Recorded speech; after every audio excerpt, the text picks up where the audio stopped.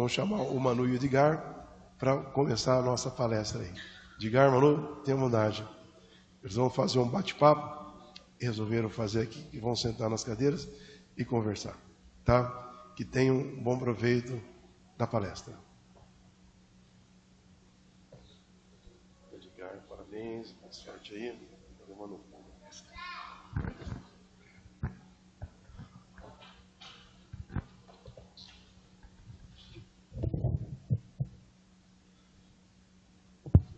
Bom dia a todos. Dia de comemoração, mês de comemoração, 114 anos de uma luz acesa. É assim que eu vejo a casa espírita, uma luz acesa, né? Para quando precisarmos e quem não precisa e quem não precisará, para que a gente encontre o que a gente busca. Então, parabéns a todos que mantiveram essa luz acesa, né, Manu? Exatamente. E que fizeram bem e fazem a tantos. Então, parabéns a todos os trabalhadores. E é exatamente sobre isso que a gente vai falar, né? Sim, exatamente. Bom dia a todos. Antes eu queria agradecer a Deus, a Jesus, por nós estarmos aqui reunidos novamente, depois de um ano, porque o Luiz não chama mais a gente, então a gente vem daqui de um em um ano. O Edgar vem mais, né? Mas a gente aqui está mais afastado, mas brincadeiras à parte, é uma alegria muito grande estar aqui, porque esse foi o primeiro centro que nos acolheu quando a gente teve a iniciativa de fazer palestras fora de Araraquara. Então o Orson mandou a relação aqui para o, acho que se eu não me engano foi para o nosso querido Tomazelli, né, que se encontra na Pátria Espiritual, e tenho muito a agradecê-lo porque ele abriu as portas para nós de Araraquara, sendo que mal nos conhecíamos, e aí ele reforçou essa nossa tentativa de falar a respeito do Mestre, a respeito do Livro dos Espíritos, e aqui nós encontramos e fizemos grandes amigos, tanto em Jaú quanto em Bauru, né? E a doutrina espírita tem essa magia de conectar corações rapidamente. Então nós temos aqui grandes amigos, em Bauru grandes amigos, em Araraquara, sempre aonde a gente vai a gente tem essa conexão rápida entre corações com o mesmo objetivo. Eu acredito que esse mesmo objetivo vai ser o cerne da nossa conversa hoje, né? Trabalhadores em Cristo.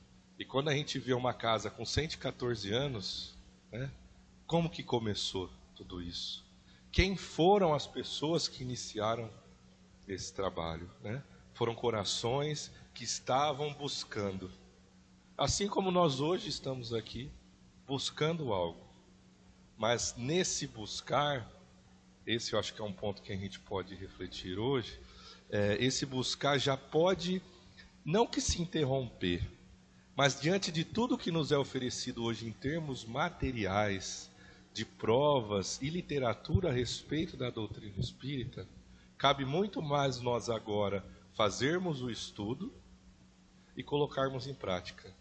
Porque estamos 114 anos juntos aqui, provavelmente, e ainda assim nós estamos ainda apenas estudando.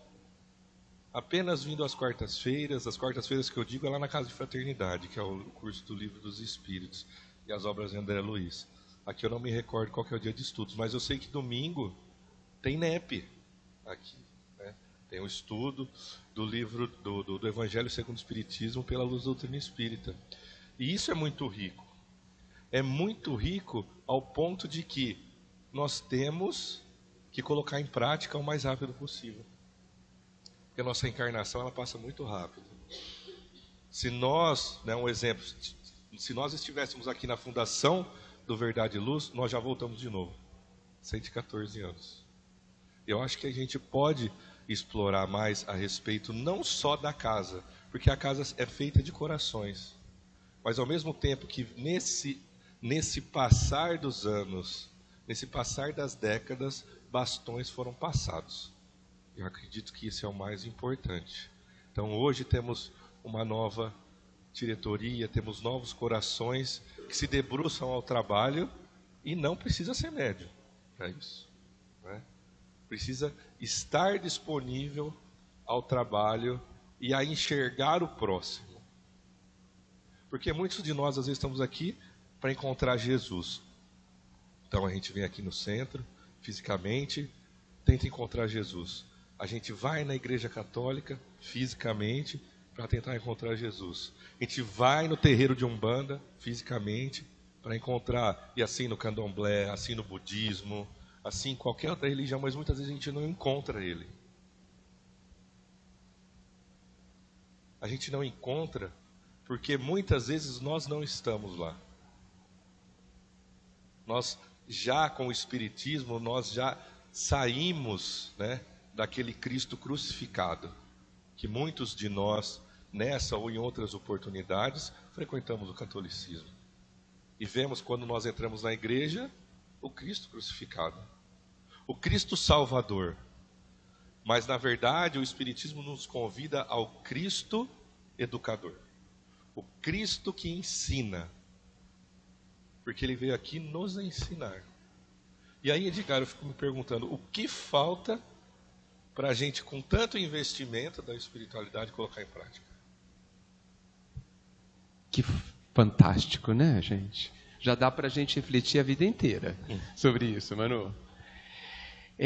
O que falta, né? Tanto que ele é chamado do mestre, né? Um título que ele aceitou. Por isso que é muito interessante o que o Manu coloca, que ele é salvador, mas que ensina a se salvar. Ele não virá nos carregar.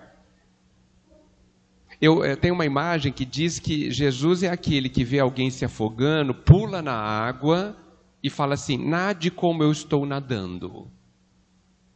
Ele não vai ajudar a pessoa a boiar. Nade como eu estou nadando para que você nunca mais se afogue. De novo a figura do educador. Mas a pergunta pode ser respondida, nós alunos queremos aprender? Queremos nos submeter ao esforço de se deixar educar? Essa é a questão que todos nós devemos perguntar para nós mesmos. Essa é a grande questão. Porque a lição já está colocada, né? Mas é muito curioso a gente falar de educação, de instrução, diante do que está colocado na tela aqui atrás de nós. É uma composição, né, Manu? Não é uma instrução qualquer como a gente vê na escola. Não é aprender matemática ou geografia. Ela tem um componente diferente.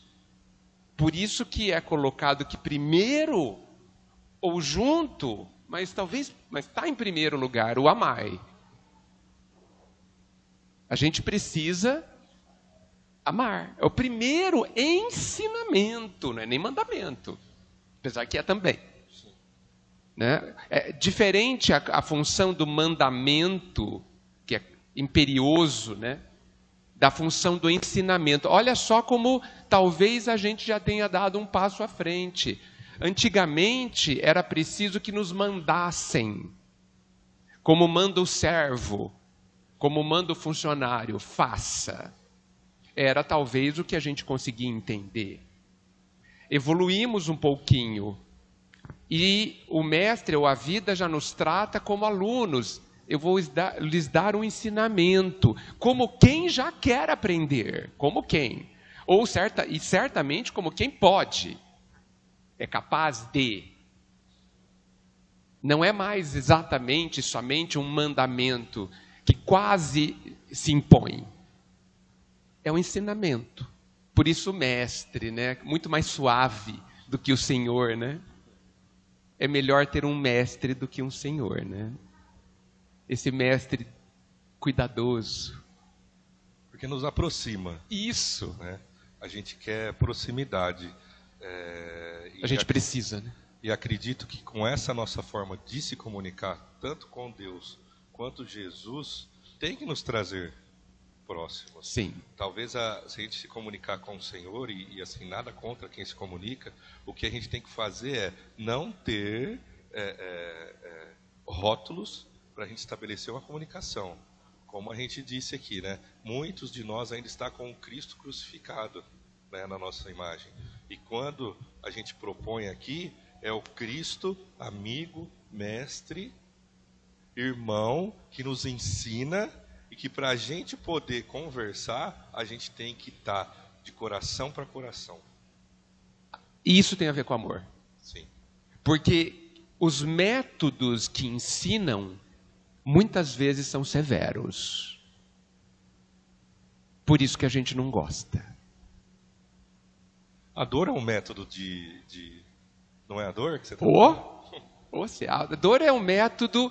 Então, eu acho que às vezes é o último método, né? Não, acho é o que último método. Deus tem uma lista assim, ele vai ticando, não funcionou bem. Vou ter que chamar a dor. E aí que tá, né? A gente está falando agora também de um Deus de infinito amor que nós não conseguimos ainda compreender. O nosso amor ainda está muito próximo da paixão, não está próximo desse amor que aceita as dificuldades e os defeitos do outro. Não é? Então, nesse amor que Deus nos propõe, é olhar o próximo da maneira que ele é e aceitá-lo do jeito que ele é. E essa nossa reunião aqui é um chamado para muitos, para que a dor não venha. Porque se a gente fizer o que a gente tem que fazer, é claro que a gente não vai se eximir de todas as dores e falar, não, eu frequento o espiritismo e tô livre. Longe disso.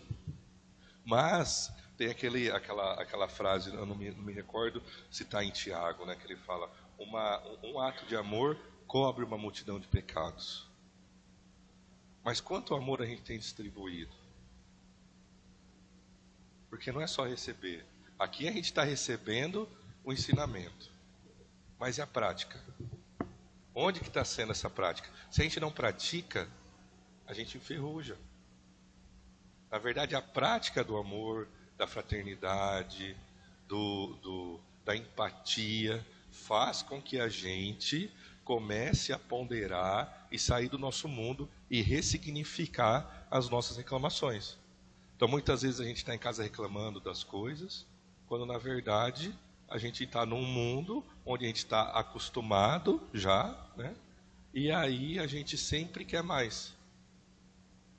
Quem aqui, a gente sempre fala lá na casa de fraternidade, quem aqui não está acostumado com o saneamento básico? Acho que muitos de nós temos aqui saneamento básico. Abre a torneirinha, água. Quem aqui de nós não está acostumado com a energia elétrica? Carro. Nós nos acostumamos. Imagina que há 2000 anos atrás os apóstolos peregrinavam. Eles iam andando de cidade a cidade. Hoje a gente veio aqui de Araraquara a Jaú, foi 50 minutos. E ainda assim a gente reclama que tem que acordar cedo. Como? Como que reclamando, como que com tantos recursos abundantes, a gente não enxerga as bênçãos de Deus para que a gente tenha mais tempo para se dedicar a Ele. Mas o que a gente faz com o nosso tempo? Se dedica mais à matéria. Cada vez mais tempo que nós temos livre, ou nós estamos trabalhando, estudando, ou nós estamos no TikTok ou no Instagram vendo Reels, né? Acho que muitos aqui veem, né? E aí, ou no Netflix também, né? Mas quando a gente é defrontado para que a gente olhe no espelho, a gente utiliza esses artifícios. A gente vai para o Instagram, a gente vai para o Facebook, a gente vai para o YouTube, a gente maratona uma série no final de semana inteiro, para a gente esquecer dos nossos problemas, entre aspas, né? E aí a gente fica nessa sexta-feira eterna, né? Sextou, final de semana, e geralmente o que a gente quer fazer com isso? Esquecer dos nossos problemas, dos nossos trabalhos, né? Trabalho tanto material quanto trabalho de sentimento que a gente tem que fazer em conviver com o outro, né? Porque a grande acho que cor da nossa vida é conviver com os diferentes. E aí dentro disso tudo, morando no planeta, nós não nos cumprimentamos quando estamos na rua, que é a nossa casa. Então, como que a gente vai rezar o Pai Nosso, né? Pai Nosso, Pai, né? Nosso, se aquele irmão que passa na rua não cumprimenta? A gente começa com o estudo da doutrina espírita, nesse estudo racional, essa fé raciocinada, questionar esses pequenos pontos. Pô, mas Pai Nosso de quem? Pai Nosso da minha família só? Não. Pai Nosso. Tem um exemplo que a gente utiliza lá na casa, Edgar, que é o seguinte, para a gente poder visualizar um pouco mais quem está do nosso lado. E também Jesus. Porque quando a gente fala de Jesus, né, que a gente vem buscar na casa, a gente vem buscar em tantas outras religiões, a gente não encontra, é porque a gente não está procurando muitas vezes no lugar certo. Então, todos nós aqui sabemos da reencarnação, correto? Todos nós sabemos. E como que a gente reencarna? Quando tem uma mulher e um homem, um pai e uma mãe. Então imagina só, quantas vezes nós já reencarnamos? Muitas. Quantos pais e quantas mães? Já pararam para pensar? Sabe esse amor que a gente sente pelos nossos pais nessa vida? Tivemos em outras. E esse amor, ele não se acaba. Quem tem filho sabe. Então imagina reencarnando. O tamanho da nossa família espiritual, gente. Olha o quão é imenso. E aí, recordando lá no livro do Nosso Lar, do André Luiz, não sei se todos já viram o filme, todos já viram? Tem o caso da mãe do André Luiz, que ela está, né, um pouquinho acima ali, num outro plano espiritual ali, do Nosso Lar. E aí, quando ela encontra o André Luiz, ela fala assim: André, eu vou reencarnar, porque o seu pai e as duas amantes do pai se encontravam ali numa região inferior, e eles não estavam conseguindo acessá-los. Então eu vou precisar reencarnar, André, e trazer seu pai como esposo novamente. E essas duas amantes do seu pai, eu vou trazer como filha. Porque eu vou ensinar os três a amar. Então essas duas amantes do pai tiveram um pai e uma mãe. O pai do André Luiz teve um pai e uma mãe na época do André Luiz. Agora são outros pais. Outras mães, outra família.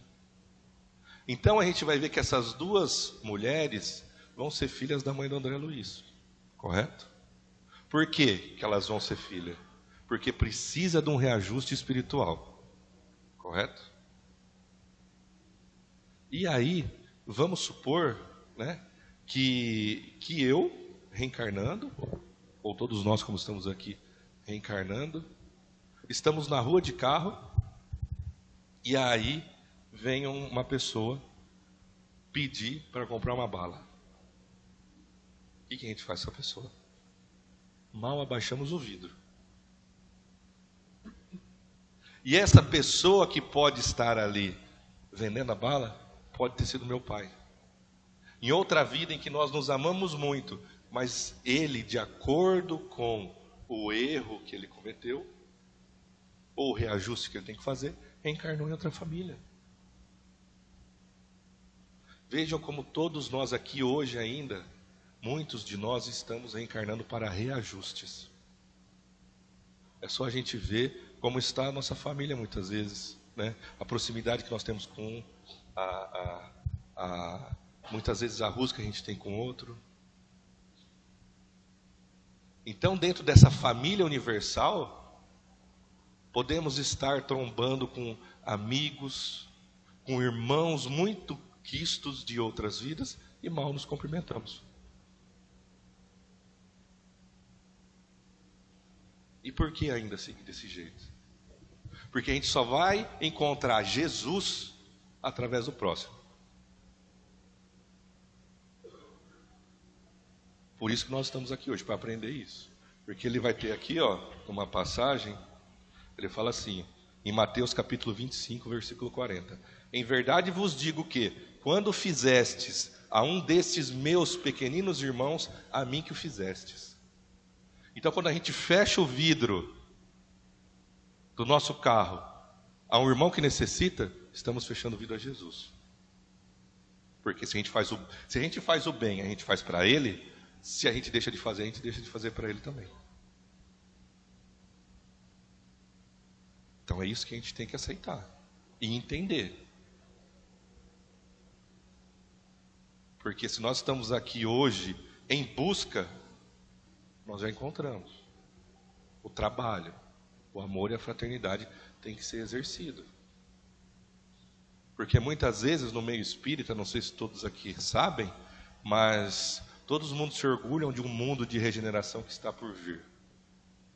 Mas pelo esforço do outro. Que o outro faça esse mundo de regeneração. Que venha outro Chico, outro Divaldo e faça esse mundo de regeneração. Porque eu estou aqui de boa. Estou esperando vir. E a gente não assume o trabalho. Imagina se todos esses trabalhadores, nesses 114 anos de verdade e luz, esperassem outros para assumir. Não ia ter casa. Não teríamos aqui hoje as oportunidades que temos. E olha só, hoje nem perseguidos somos. Não é, Edgar? Que bom. O Manu, você deu um panorama, né, de trabalho, porque talvez a gente possa entender que o trabalhador do Cristo, ele não é alguém que faça algo específico. Que extraordinário, né? Exato. Que cria uma creche. Não é esse pode ser também um trabalhador do Cristo. Mas não é exatamente o que a gente faz, mas é como. Imagine uma pessoa que esteja completamente absorvida por necessidade de trabalhar o tempo todo. Por tempo todo.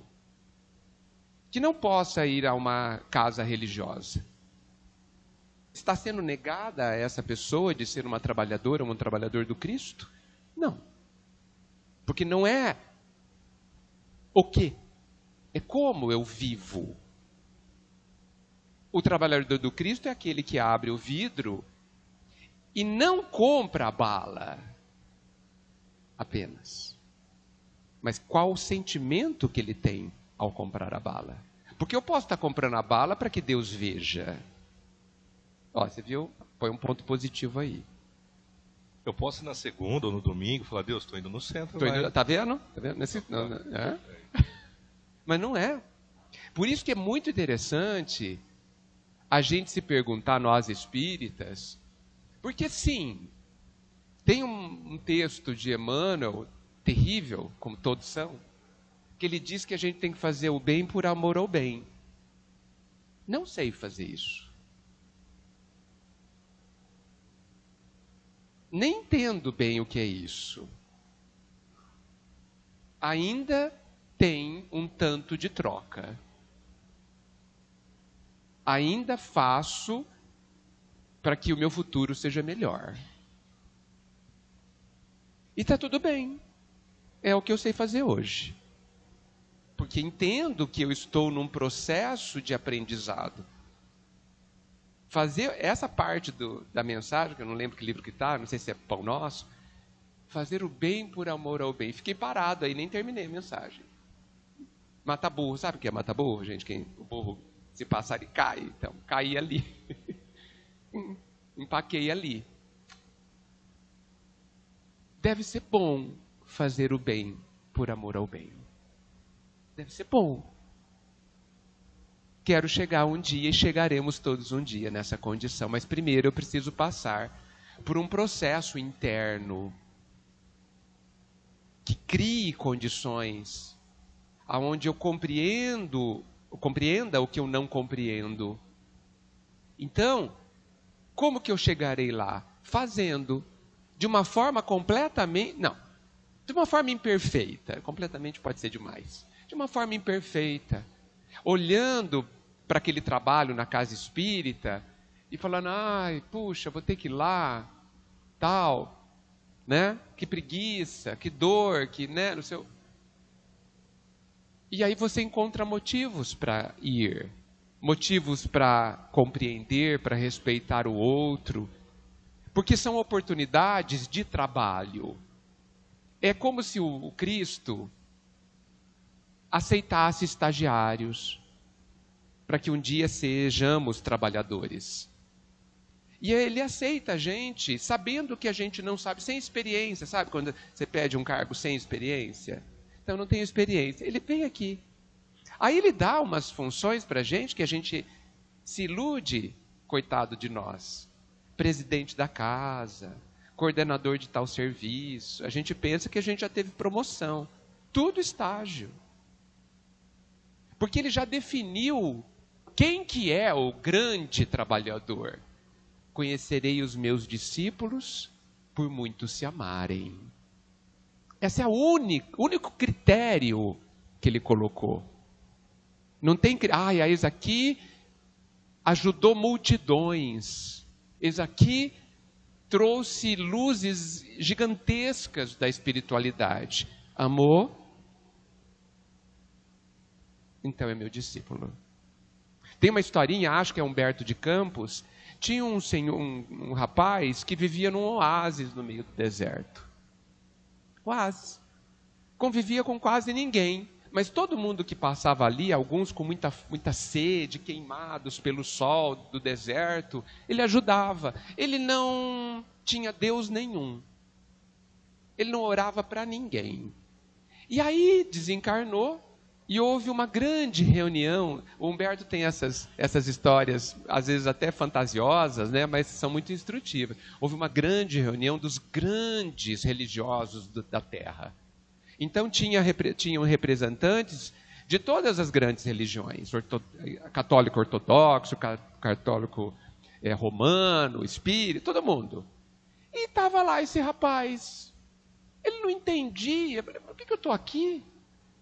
Eu não sou religioso.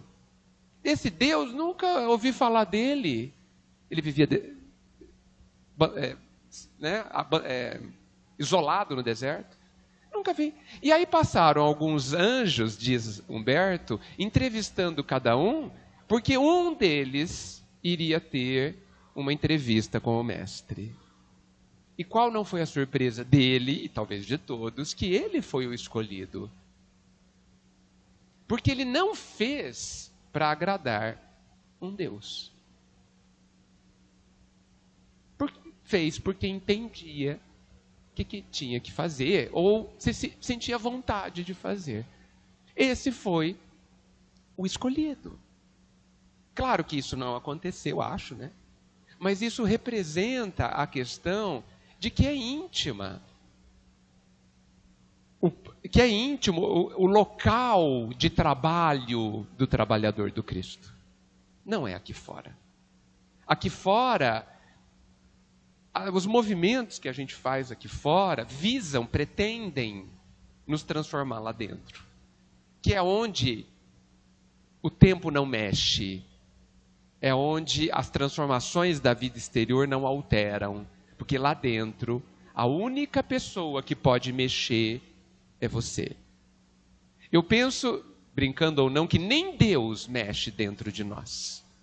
De tal o respeito que Ele tem por cada um de nós. Aí dentro, você mexe. Vou te dar tudo, todas as condições, mas é você que vai pegar a sua mão e apertar lá um botão, um clique e mexer tudo lá dentro. Aonde quiser, quando quiser. Olha o respeito, né, Manu? Desse pai que tem requintes de bondade, que tem uma sutileza, tanto que ele nem aparece para a gente, nem se manifesta diretamente, porque seria torturante ver tanta luz. Né, como a gente vê ali no Voltei, né? Que muita luz nos humilha, porque a gente vê que a gente muitas vezes tem pouquinha. Né? Então, talvez a nossa ideia hoje seja considerar, nos levar a pensar aonde é que acontece o grande trabalho ou precisa acontecer. E veja, nenhuma crítica, né, Manu, daqueles de nós que trabalhamos só do lado externo. Faz parte do caminhar. Nós vamos ter ganhos trabalhando, fazendo bem. Nenhum bem se perde. Nenhum bem se perde. Tem uma história, outra história. Hoje estou lembrando histórias. A pessoa foi muito má, mas muito má. Assassinava, roubava, era cruel. E num dia, ele estava correndo da polícia, entrou na mata, não sei o quê, naquela correria, de repente, na correria, tinha uma teia de aranha na frente dele, e ele desviou da teia de aranha e prosseguiu correndo. Desencarnou. Foi para o umbral, para o inferno, não sei para onde foi. E ele se sentia o último dos seres. Aí chegou um anjo de novo, falou, vou analisar a sua ficha. Falei, sua ficha não tem quase nada de bom. Mas tem uma coisa boa que você fez na vida. Você respeitou a teia de aranha.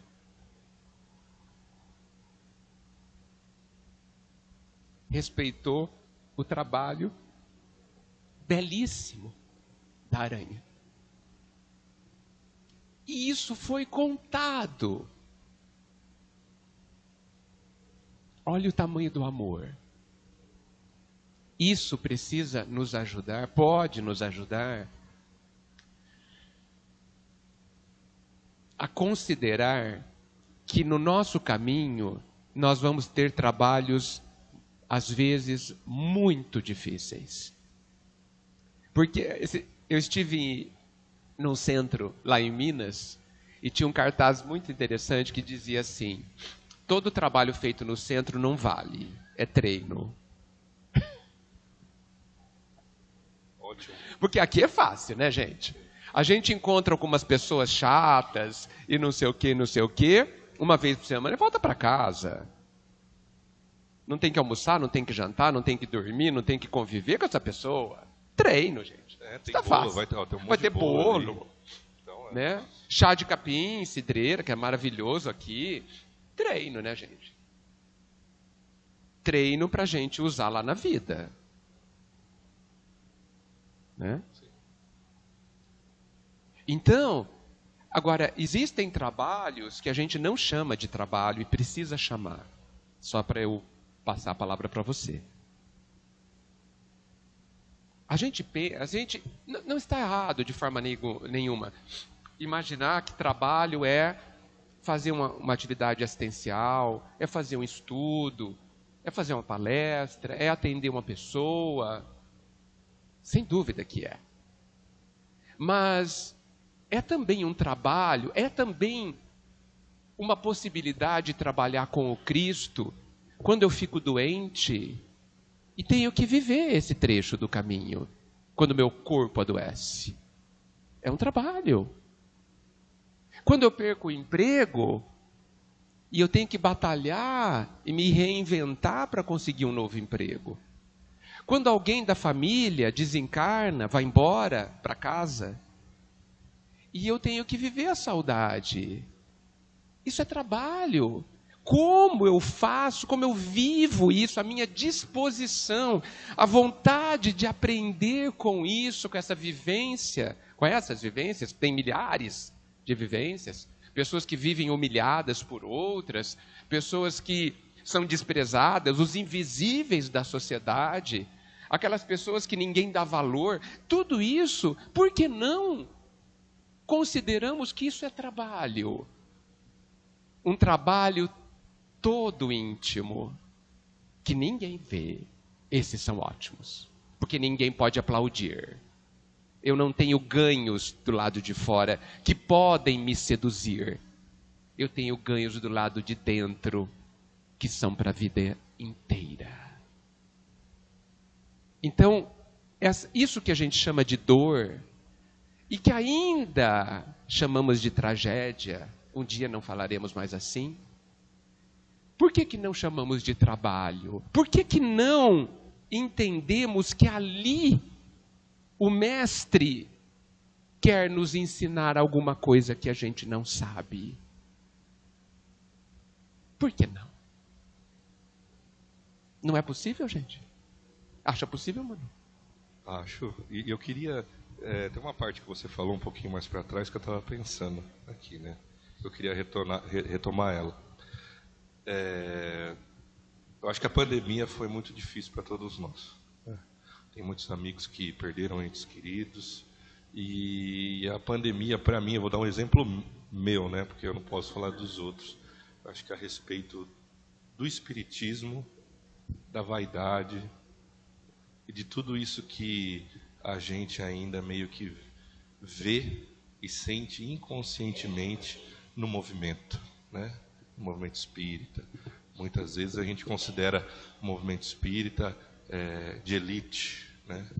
E se a gente for também analisar ali logo no começo do século, se eu não me engano, a gente via esse elitismo acontecendo até nas manifestações espirituais, que ali, diante daquelas manifestações, não era aceito espírito de caboclo e preto velho se manifestando no centro, porque eram entidades inferiores, e daí surge a Umbanda na sua pureza, na sua essência, não hoje que a gente vê sincretizado com o catolicismo, entre tantas outras religiões.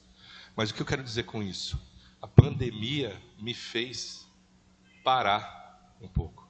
Não só eu, mas todos nós.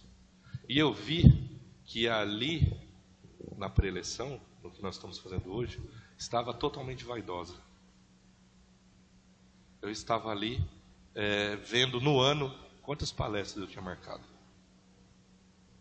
Isso é vaidoso. Estou fazendo para mim. E aí entrei em crise. Eu sempre entro em crise, viu, Edgar? Eu acho que isso é ótimo entrar em crise, viu, gente? Porque a gente está estudando, está vendo, estou fazendo errado, fala, crise. Ótimo. Vamos analisar. E aí, né, eu fiquei pensando e analisando a respeito disso e falei assim, cara, vou parar, vou dar um tempo, vou ver se é isso mesmo. Inclusive, esse ano tive outra crise também, que eu parei alguns meses. E tudo analisando por quê? Porque nós ainda, infelizmente, estamos trabalhando para a gente dentro do centro. E quando a gente trabalha para a gente personaliza o trabalho. E a gente tem que fazer do jeito que a gente quer. Só que a gente não está mais trabalhando para a gente aqui. Quando a gente adentra qualquer templo religioso, a gente tem que se esquecer de nós. Esquecendo de nós, a gente lembra do outro. Esquecendo de nós, a gente trabalha para Cristo.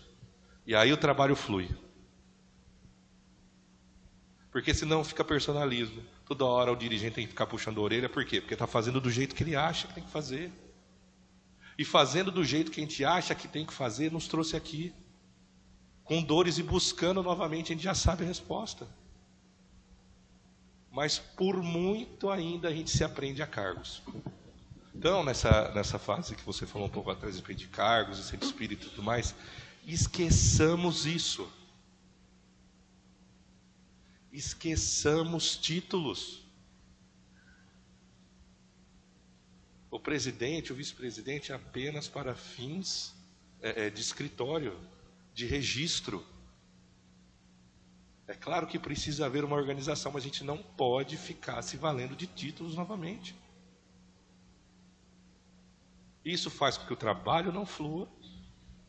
Isso faz com que os novos trabalhadores que estão aqui, muitas vezes ponderando se vão ingressar no centro ou fazer algum trabalho assistencial, parem porque fulano é personalista e não deixa os novos entrarem.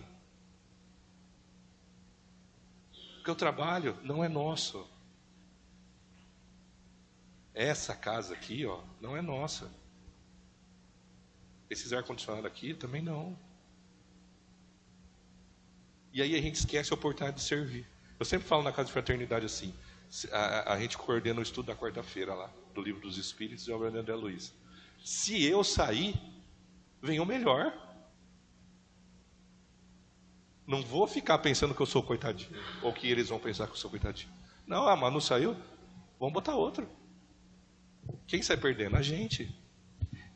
Temos o exemplo em Kardec, né? Exatamente. Você não quer? Outro te substituirá. E aqui, a oportunidade está nas nossas mãos. Porque vão vir mais 114 anos de verdade e luz. E aí a gente vai lá, tá lá no plano espiritual, falando assim, nossa, perdi a oportunidade. Quando o Dr. Nelson me chamou, quando o Luiz me chamou, eu falei, não dava. Mas não dava por quê? Isso é um exemplo. Eu acho que dentro desse Espíritas Amai-vos, eu iria um pouco além e falaria, humanidade, amai-vos. Porque o trabalho não é só no centro. Porque muitas vezes a gente pode pensar naquele exemplo que você falou. Ah, eu vim no centro, ok. Fui na missa, ok. Olha a espiritualidade, vocês estão vendo. Isso não quer dizer nada. Quer dizer que nós estamos nos instruindo para lá fora colocarmos em prática.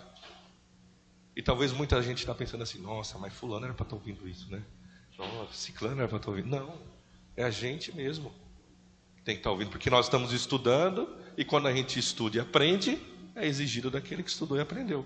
Quem não estudou não tem que ser exigido nada. Então a paciência, se ela for pedida para nós, a gente tem que exercer. Deixa eu falar um pouquinho sobre Por favor, estudo. por favor. Esse ponto é muito importante. Porque nas casas espíritas se estuda muito, né? Sim, sim. Isso é bom. Mas eu gostaria de me permitam fazer uma crítica. Eu sei que essa crítica não serve para vocês, mas lá em Bauru serve. Acontece bastante lá, que eu tenho certeza, vocês vão até estranhar o que eu vou falar. Mas a gente não pode estudar o Cristo como quem lê jornal. Quando a gente lê jornal, normalmente não é sobre nós, né? Aconteceu com fulano, aconteceu lá. Tudo do Cristo é sobre nós. Então, não, no fundo, não é estudo do Evangelho, nem da doutrina. É estudo sobre mim, frente ao Evangelho, frente à doutrina. Eu brinco, Manu, que no meu Evangelho está escrito, todos os personagens têm o mesmo nome, Edgar. Menos Jesus, é claro. Continua Jesus. Né? Então, Maria Madalena sou eu, Judas sou eu, Pedro, quando errou, sou eu. Tudo sou eu. O cego sou eu. Ele sempre está falando para mim. Quando ele fala assim, vai, não peques mais, é assim, no meu, está escrito Edgar, vai e não peques mais. É sempre sobre mim. Então, eu acho que a gente perde um pouco do estudo quando não se enxerga nele. Entende? Eu diria, brincando aqui, né, que o estudo prejudica. Vamos ver onde isso vai dar. Prejudica no sentido de que nós estamos cientes. Nós não podemos alegar ignorância ao plano espiritual. Acabou. Se tem algum amigo que nunca frequentou o espiritismo e hoje veio, já está comprometido.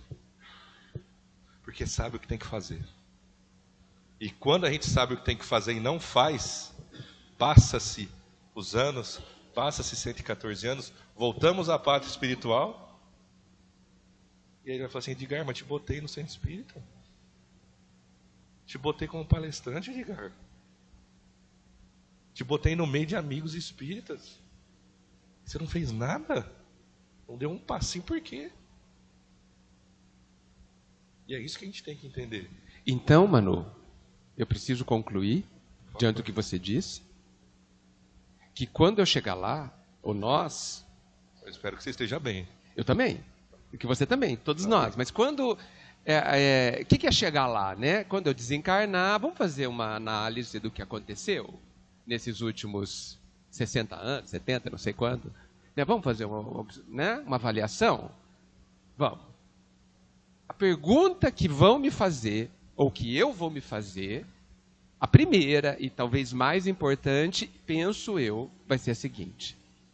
No que você se tornou? Não vão perguntar quantas pessoas eu ajudei. Tenho certeza que não vai ser a primeira pergunta. Porque o objetivo de cada um aqui não é ajudar alguém. Esse é o meio.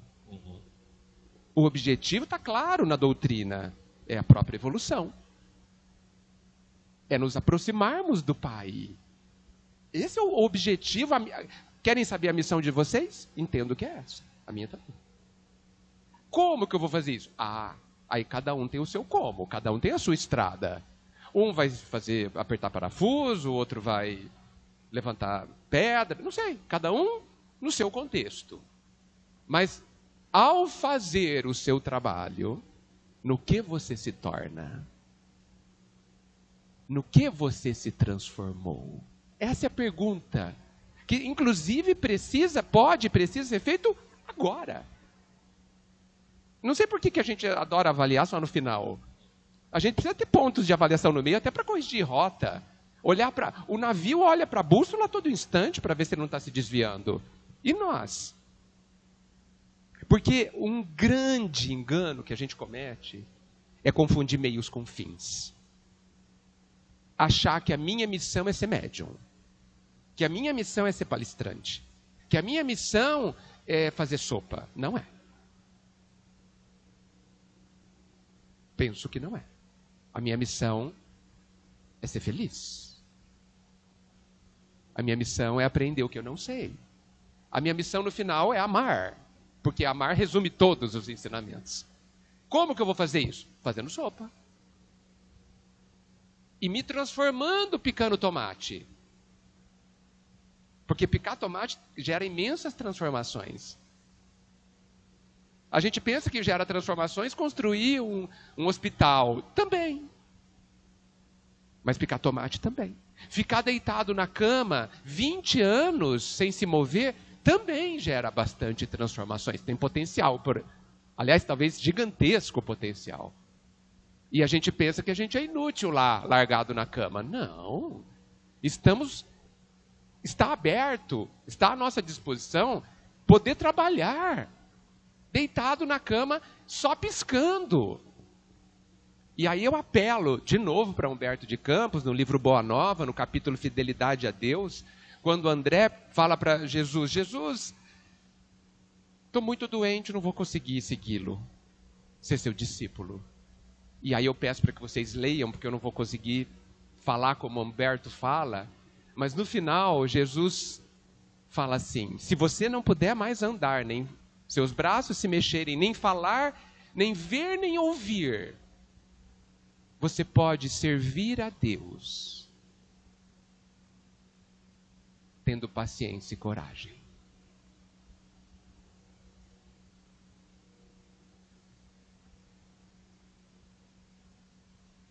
E a gente se sente inútil, preso na cama. Percebam como a gente não está enxergando. Porque esse é o grande problema. Eu não estar entendendo o que está acontecendo na minha vida. Não existe, Manu, no meu entendimento, vida que não seja abençoada. Pelo amor do Pai, pelas oportunidades gigantescas de crescimento e da gente dar um pulo daqui para lá e sair de uma situação de dor, de sofrimento, de autodesvalorização, de inferiorização e dar um salto para uma posição de compreensão que nos traga muita paz. Não precisamos esperar a próxima encarnação para estarmos bem. Nós podemos fazer isso hoje, mudando a forma de ver. Acordando, abrindo os olhos. Exato. E o estar bem do futuro depende do hoje, né? Do que a gente faz hoje. Isso é essencial. E acredito, só para a gente encerrar também, porque sim, né, o Luiz já falou assim, ó, já passou da hora. Já. Ele vai cortar nosso microfone. Vai cortar. E eu acho que é um recado para a gente aqui, cristãos. Né? Eu acho que a gente tem que começar a se conhecer, porque eu acho que esse exemplo que o Edgar trouxe a respeito de nós mesmos é um ponto em que muitas vezes nós fugimos. O Netflix é uma fuga, o Instagram é uma fuga, tudo é uma fuga, porque aí a gente se esquece de nós. E, na verdade, todo o convite do Espiritismo é a gente se conhecer, se melhorar, ter o meio como fim, assim como os outros têm nós como meio. E nós, como nós sabemos um pouquinho mais, vamos colocar que a gente sabe um pouquinho mais assim, né? Eu não vou falar nem a respeito do espiritismo, né? Mas como a gente tem uma consciência maior, eu vou até trazer uma fala do Eduardo Marinho. Ele é um filósofo de rua, não sei se todos conhecem, e ele fala assim: não é porque você sabe mais que você é maior que o outro. Se você sabe mais, você tem mais responsabilidade. E olha o investimento da espiritualidade em nós, para que a gente faça aquilo que a gente tem que fazer. Mas o que eu tenho que fazer? Muitas vezes a gente está se perguntando: mas o que eu tenho que fazer? Será que é sopa? Será que é asilo? Será que é meu pai? Será que é minha mãe? Será que é ser mais calmo? Será que é ser mais amoroso? O que eu tenho que fazer? E aí, só para a gente encerrar a minha fala, a gente tem uma receitinha lá no Livro dos Espíritos, que é a questão 919. Kardec pergunta assim para Santo Agostinho: qual o meio mais prático e eficaz para se melhorar nesta vida e resistir ao arrastamento do mal? Aqui Kardec está falando assim, me dá a receita rápida, prática, eu não quero perder tempo, dá aí que eu quero pôr em prática. E aí Santo Agostinho fala assim: um sábio da antiguidade vos disse, conhece-te a ti mesmo. E quantos anos a gente não está com essa frase aí rodando? Conhece a ti mesmo? E aí, o que é isso? E aí Kardec, insistente, né, ele fala assim na pergunta 919A: compreendemos toda a sabedoria dessa máxima, mas a dificuldade está precisamente em conhecer a si próprio. Qual o meio de chegar a isso? Como que eu me conheço? Eu sei, conhece o time, mas como que eu faço? E aí Santo Agostinho faz o seguinte: ele dá a receitinha do que ele fazia quando encarnado. Fazei o que eu fazia quando vivi na terra. No fim de cada dia, interrogava a minha consciência, passava em revista o que havia feito e me perguntava a mim mesmo se não tinha faltado com o cumprimento de algum dever. Se ninguém teria motivo de se queixar de mim. Foi assim que cheguei a me conhecer e ver o que em mim necessitava de reforma. Aquele que todas as noites lembrasse todas as suas ações do dia e se perguntasse o que fez de bem ou de mal, e aqui vem a parte para a gente frisar, pedindo a Deus, ao seu anjo guardião, que o esclarecessem, adquiriria uma grande força para se aperfeiçoar, porque acreditai em mim, Deus o assistirá. Então Deus, antes de dormir, sem deitar, porque se deitar, desdobra, aí não tem nem, Pai Nosso, já foi para o outro lado, não, antes de deitar, está se preparando ali, já começa a se conectar. Já era para estar conectado sempre, né? Mas vamos dar essa folga. E já começa a questionar: Deus, o que eu teria que fazer? Deus, eu sinto que talvez eu tenha que fazer isso, aquilo. Será o que é? E aí aquela sensação que vai se concretizando entre nós, entre o nosso coração, é aquilo que a gente deve fazer. Mas muitas vezes a gente pode desconsiderar esse pensamento. Porque muitas vezes ele vai vir de encontro com aquilo que a gente não quer fazer. Porque perdoar, não vou perdoar porque eu sou orgulhoso. Não vou trabalhar e me dedicar a alguma coisa porque eu não tenho tempo. Então a gente vai ter que começar a rever, priorizar e equilibrar a balança, né, entre material e espiritual. E se nós estamos aqui hoje com tanto investimento da espiritualidade, é porque todo mundo pode fazer o que tem que ser feito. Mas o que tem que ser feito é individual. E pode ser grande ou pequeno, não importa. O que a gente precisa dar é o primeiro passo. A gente tem Chico, a gente teve o Tomazelli, a gente tem tantos outros exemplos para se inspirar e fazer o que a gente tem que fazer. E não fazer o que eles fizeram, porque eles já fizeram. Então agora, como nós dissemos, o bastão dos próximos 114 anos está nas nossas mãos, para que a gente continue, e espero que todos nós, entre alegrias e tristezas, continuemos juntos até o final. Muito obrigado a todos. Muito obrigado.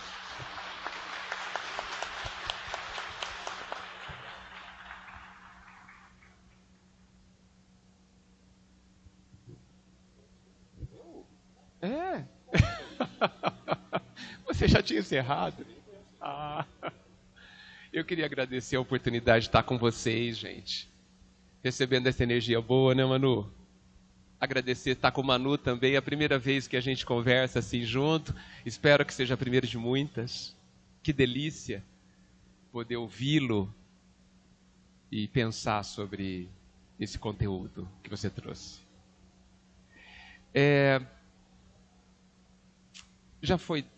Tudo já foi dito. Só não nos cobremos muito, mas nos cobremos um pouco. Né? Erramos? Sim. Vamos continuar errando? Vamos. Somos alunos? Os alunos erram. Ixi. Só que nessa escola, depois que a gente se formar, não vamos errar mais. Até lá, nos acostumemos com o erro. Vamos nos enganar 1000 vezes. Mas isso não é um problema, como a gente pensa que é e como a gente se culpa e faz com que a gente sofra. Só porque a gente erra. Errar não é um problema. O problema é não querer acertar. Então, queremos acertar mesmo? Essa é a pergunta. Sim? O que nós estamos fazendo de concreto e objetivo para acertar mais? Estamos fazendo o que Santo Agostinho sugeriu? Não? O que a gente colocou no lugar da sugestão dele? Nada. Não queremos acertar. Porque não acordaremos num domingo de manhã de primavera renovados. Não vai ser assim. Deus não estalará os dedos e nós seremos perfeitos. Não será assim. Porque Ele não move uma palha, um músculo, para fazer o que nós somos capazes de fazer. Dentro de nós.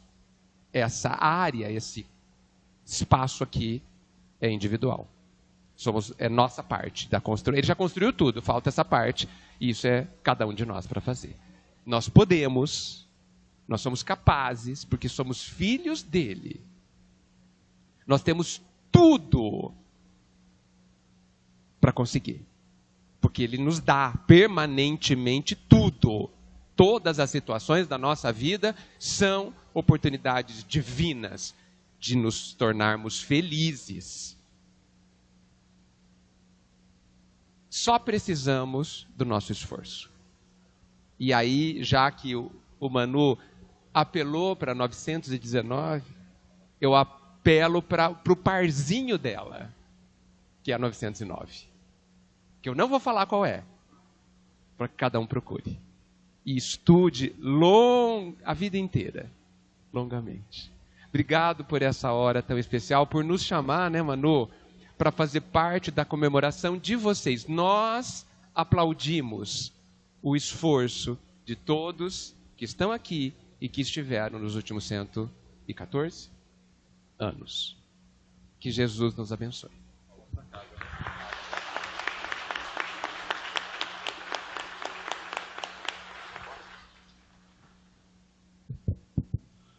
Bom dia a todos. Fiquem nos seus lugares, que hoje o passe será coletivo. Antes de mais nada, nossos agradecimentos ao Manu e ao Edgar por essa manhã maravilhosa, por esses momentos de reflexão que com toda certeza farão da nossa vida momentos de mudança. Que cada um de nós saiba aproveitar essas reflexões que tivemos. Os passistas já estão se colocando e a música que nós, o coral, vamos cantar vai servir de prece final e vai servir para que recebamos toda a energia do alto. O passe já está sendo dado. A espiritualidade já vem trabalhando desde o início da manhã, preparando essa casa, preparando a cada um de nós, nos intuindo para que viéssemos aqui hoje, não apenas comemorar o 114º ano do Centro Espírita da Verdade e Luz, mas que viéssemos aqui para termos esse encontro com o Pai, que estivéssemos aqui para recebermos essas bênçãos, essas energias, a energia do passe que limpa, do passe que cura, do passe que alivia. Que a gente possa, nesse momento, continuar nesse clima de harmonia, elevando os nossos pensamentos, cerrando os nossos olhos e já nos conectando com o alto, para que possamos, então, assim que o coral estiver colocado, iniciarmos, fazemos a música que será a nossa prece.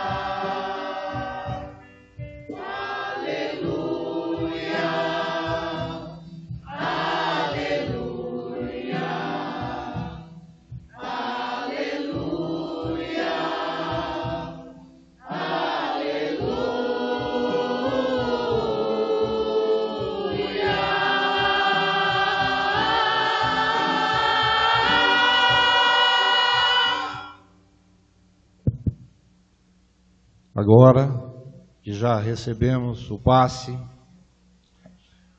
o coral homenageia o Centro Espírita Verdade e Luz pelos seus 114 anos. E a música que nós vamos cantar agora também é uma homenagem ao próprio coral, porque nós estamos comemorando 1 ano de existência. Foi na semana do aniversário do centro que a ideia passou de pensamento para realidade. Então nós estamos comemorando 1 ano de existência do nosso coral. E vamos além. Nós queremos, com essa música que vamos cantar, homenagear a todos aqueles que trabalharam para o centro, desde os primeiros, desde Caetano Lourenço de Camargo e outros tantos que colaboraram com essa casa. Queremos homenagear indistintamente e agradecer indistintamente a todos os presidentes que nós tivemos, porque todos procuraram dar o seu melhor e assim o fizeram. Agradecer a todos os trabalhadores da casa, desde os primeiros, lá nos primórdios da formação do centro, até os dias atuais. A todos aqueles que de alguma forma prestaram serviço para nós, contratados ou voluntários. A todos aqueles que colaboram com o nosso programa, com os nossos projetos. A todos os frequentadores da casa. Porque todos nós formamos a família Verdade e Luz. Todos nós formamos essa casa, que é uma casa de oração, uma casa de formação, uma casa de reflexão. Exemplo disso tivemos hoje. Aliás, tivemos a semana toda. Quantas reflexões essa semana. Que a gente possa, agora com muita alegria, eu peço que cantem junto com a gente, porque cantar é louvor. Eu não vou deixar de falar isso nunca. Quando a gente canta, a gente louva. Quando a gente louva com alegria, nós ficamos alegres. Isso é um princípio da felicidade. Cantar, né? Louvar cantando. Então o coral vai apresentar agora uma música do Milton Nascimento, Maria Maria. Um momentinho só.